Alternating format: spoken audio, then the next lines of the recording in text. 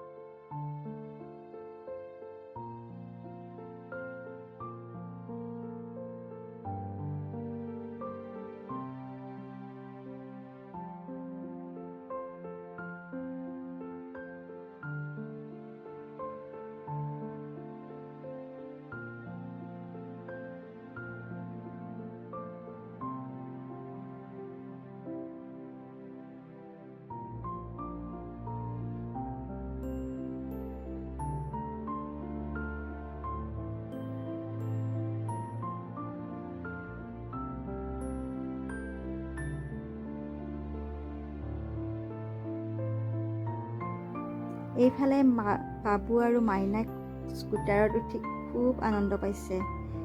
স্কুটাৰখন ইমান ধুনীয়াকৈ সজাই তুলিছে, বাবুৱে চলাইছে, মাইনাই উঠিছে।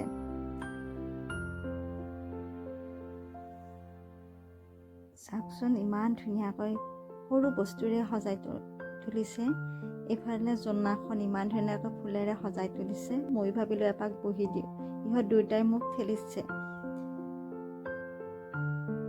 ভাল লাগিল দেই সন্ধিয়াটো, ইমান ধুনীয়াকৈ ফুলৰ মাজতে সজাই তুলিছে যেন ঘৰলৈ যাবলৈ আৰু মন নাযায়। আপোনালোকৰ বাৰু কেনেকুৱা লাগিল কমেণ্ট কৰি জনাবলৈ নাপাহৰিব দেই। আৰু ভিডিঅ'টো চোৱাৰ বাবে ধন্যবাদ।